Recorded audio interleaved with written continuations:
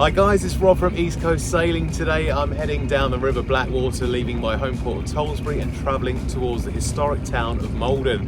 I've got my wife Frankie here and Hugo, my son, and because the journey is so short, it's probably about 13-14 nautical miles, it's only going to take 2 hours, and it means that I get my family on board for once without them having to follow me in a car, which is amazing. I hope you enjoy the ride. We're going to give you a few facts about Maldon as well as great places to eat, and the marina we stayed at, which was incredible. It's probably one of the best night's sleeps I've ever had. So sit back, relax and enjoy.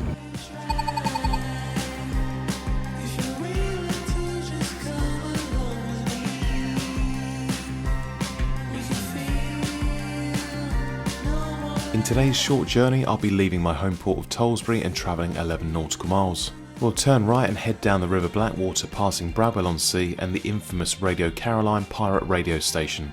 We'll push on past St Lawrence and on to the celebrity party island Osea Island. We'll pass around the back of Northey Island where the historic Battle of Maldon was fought. We'll pass Heybridge Basin before finally landing in Maldon. Maldon has to be one of England's best kept secrets. It's a sleepy coastal town characterised by its functioning quayside that has the Thames sailing barges still operating from it.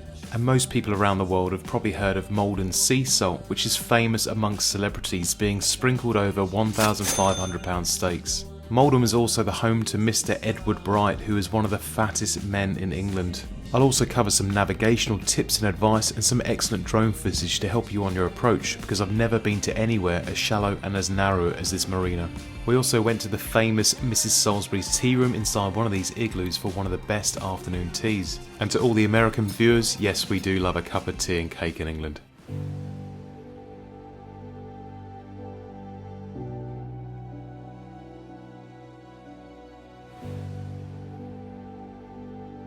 In 10 years of sailing, I've never actually sailed to Maldon, even though it's only 11 nautical miles from my home port. I've been there plenty of times by car to pick up boat spares and many meals out. However, I've always been slightly put off by how shallow and narrow it is. I carefully planned this trip on a day where we were going to have higher tides than usual. The plan was to leave as quickly as I could as soon as I had enough water to cover the entrance bar, which is 6 foot in my boat. Travelling out of the Tollesbury Fleet Channel, I'd be punching against a 2-knot tide. After entering into the River Blackwater and heading west, I'd have the tide working with me, giving me 2 knots of extra speed over ground. We were going to have to contend with a warm westerly wind that was 17 knots gusting 25.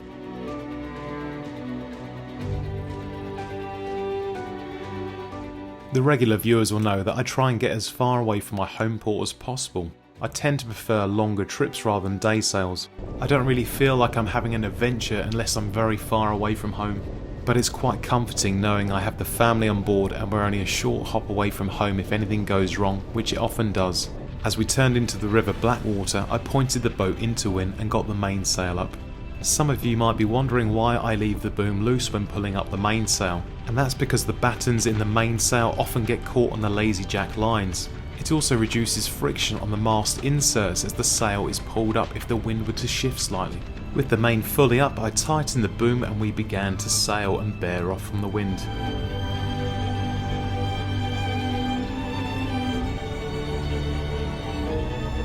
With the autopilot engaged, I was holding a steady course and I pulled out the furling genoa at the front.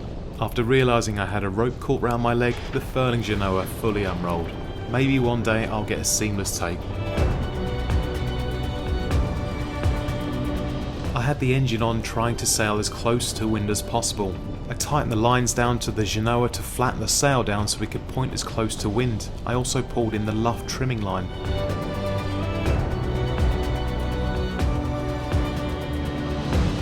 Not being content with the sail shape, I decided to move the main sheet traveller over to the right. This would increase the twist of the mainsail and power up the boat.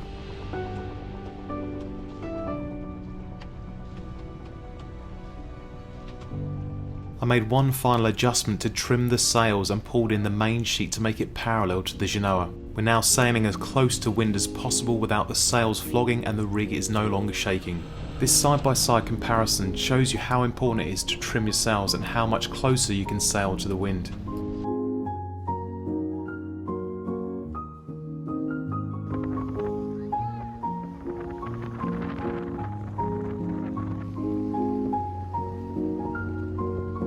The constant wind speeds were sitting comfortably at 17 knots. With the sails trimmed perfectly, we were sailing as close to wind as physically possible.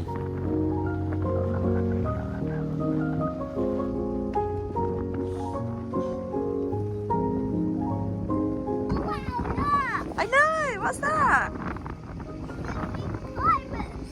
It's Radio Caroline. As we made our way gently down the River Blackwater, we sailed past the iconic pirate radio station Radio Caroline. The boat is called Ross's Revenge and it started broadcasting in 1983.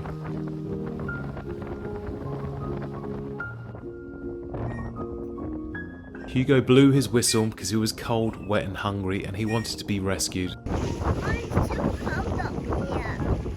Where are we going today? The mountain. Yeah! Those purple ones now. You want purple Krispies? Yeah. What do you say?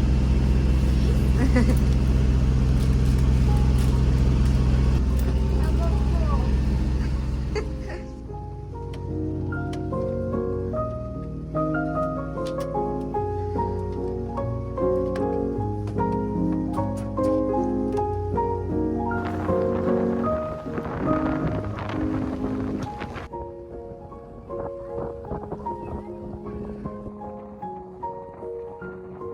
We sailed past Osea Island, which is the celebrity party island. The island is 380 acres in size, and it's been occupied for over 5,000 years. The remains of Neolithic villages have been found and later evidence of Viking burial grounds from the Battle of Maldon. If you haven't already, make sure you check out the East Coast Sailing Store. Every item that's sold, 5% of the profits will go to the RNLI to keep us sailors safe. And the latest design has just dropped on the East Coast Sailing Store, featuring the Tollesbury lightship and the Beachy Head lighthouse. I'm partnering up with Clacton RNLI, who's going to receive the first £100 donation from the clothing profits. I'm also going to do one of the tours around the lifeboat station. I put the last couple of tacks in before we headed into the narrow estuary towards Maldon. We were now sailing past the historic battlegrounds of Northey Island, where the Battle of Maldon took place.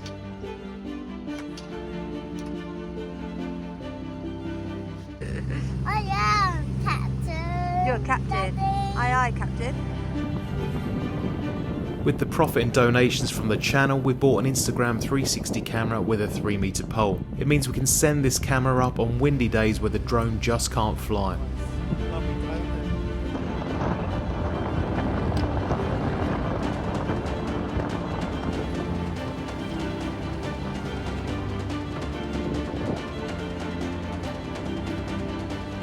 Don't tell Frankie, but I'm eyeing up my new project boat. Even though I've been to Maldon many times, I've never sailed here, and seeing it from the quayside, you really get a sense of history.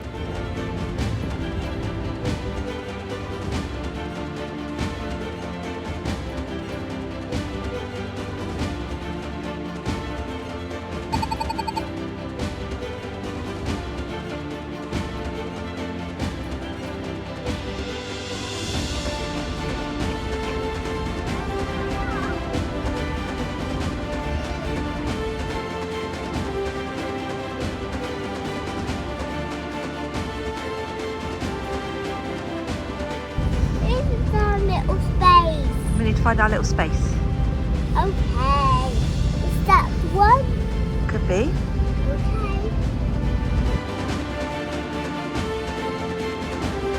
The tide had now turned and the water levels were starting to sink like a stone. After 4 passes going up and down the quayside trying to find a suitable berth, we eventually took our chances and headed into one of the narrowest and shallowest marinas I've ever ventured into. With only 0.5 metres under the keel, we were cutting it very fine.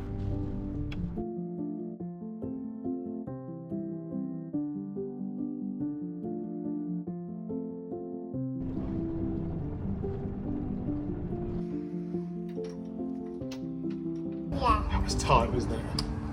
Yeah. Carefully.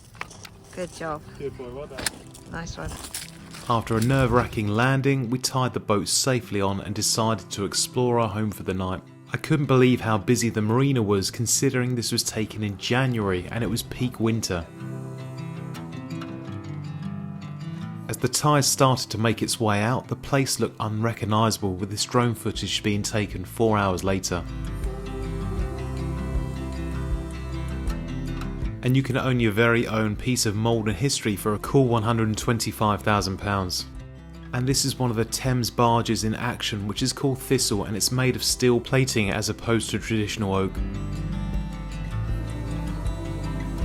Armed with ice creams and hot chocolates, nothing was going to get in the way of our wintry British retreat.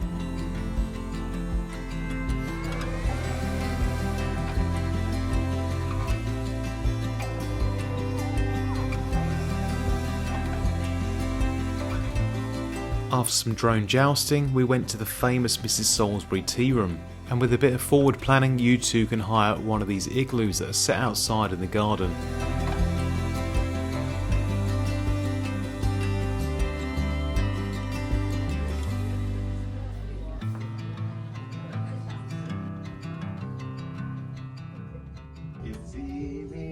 Stop it! Took away the biggest part of me.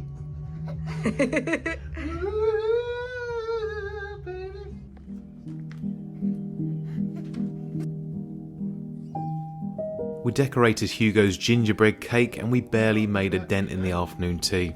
We polished off the sandwiches and made it to the second tier, however we had to admit defeat. We decided to stretch our legs and walk off the cakes and learn about Mr Edward Bright, who was the fattest man in Maldon. Edward Bright was a grocer. He was supposed to be the biggest and weightiest man in the world. He died at age 29 on the 10th of November 1750. He weighed a whopping 44 stone. Upon Edward's death, a wager was placed in the king's head for some hams, chicken and some gallons of wine. The bet was to see how many people could fit inside Edward's coat and be buttoned up, and 9 men managed. If I ate any more food in Maldon, I could see myself turning out to be like Edward Bright.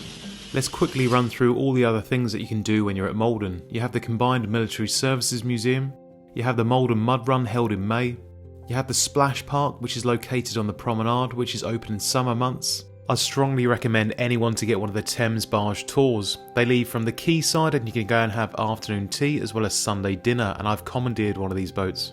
If you're into your beer and ale brewing, they've also got the Mighty Oak Brewery. You can also go on an organised tour. There's also a petting zoo at the Maldon Promenade, and our favourite restaurant in Maldon has to be Sark, which serves authentic Turkish cuisine. You've also got the Museum of Power, and I always bring my hot rod there every September. And Maldon has one of the best promenade walks as well as kids park, and it leads out to the Burtnott statue, which commemorates the Battle of Maldon. The statue looks over towards Northey Island where the battle took place.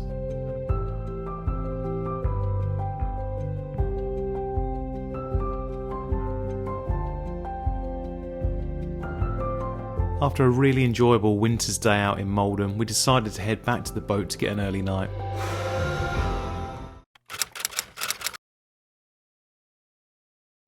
I've never had such a peaceful night's sleep as Ivania laid firmly on the mud. We got our breakfast cooked as the sun began to come up.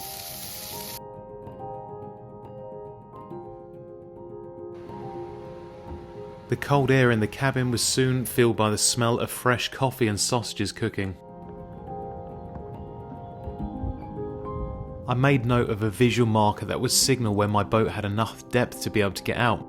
My boat draws 1.2 metres, so when the top of the pontoon met the marker, I was ready to leave.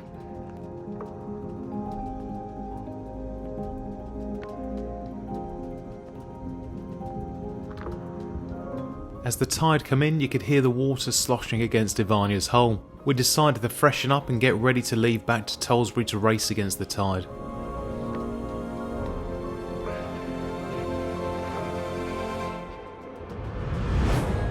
I untied Ivania from the dock and pulled her back to get as much space.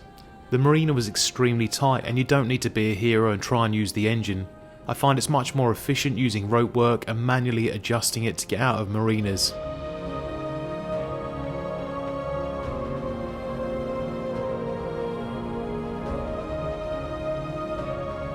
I jumped on the back of the boat and waved goodbye to our home for the night. I was already looking forward to coming back in warmer months, however today was going to be beautiful. The sky was clear and it was really warm compared to the previous day. The forecasted winds for today were light and variable. There wasn't going to be much sailing. We passed the quayside for the final time, however the tide was rising, so I had no worries. The historic Thames barges were framed perfectly in the morning sun.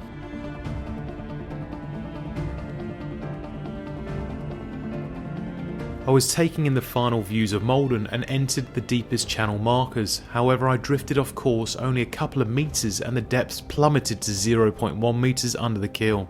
You have to be really on the ball when navigating around here, considering tides, the depth gauge as well as the chart plotter and lots of traffic. You can see Heybridge Basin just on the left, and I'll cover this in a separate episode when it warms up.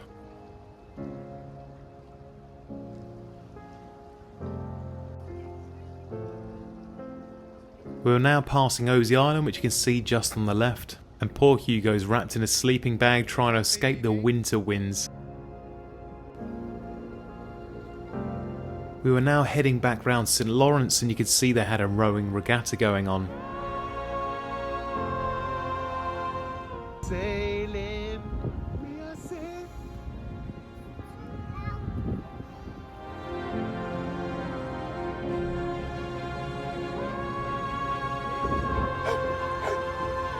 Hugo rolls his eyes just like his mum.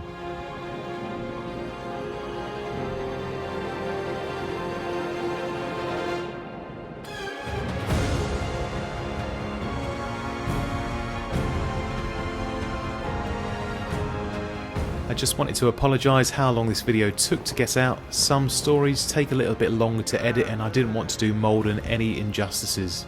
I pulled in the genoa and began putting the fenders out for a seriously windy docking, but luckily everything went smoothly. My next big trip is heading towards the Netherlands between the 12th and the 21st of April, making good use of the double Easter bank holiday weekend. If this is something you would like to join as a flotilla, then drop me a comment in the section and I'll get back to you.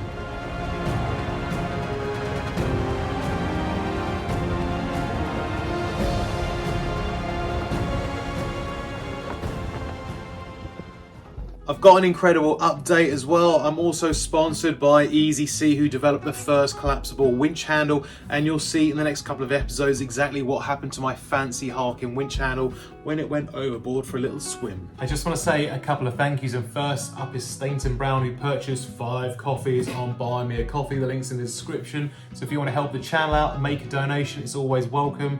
Also to Hans Dixon, who purchased one of the Don't Bring Me Down t-shirts. Seems to be one of the best selling logos. It was great meeting you at Wolveston Marina for an ad hoc meal. Also to Kevin King, who purchased one of the Signal Flags t-shirts. 3 rings on the bell. Peace out till next time.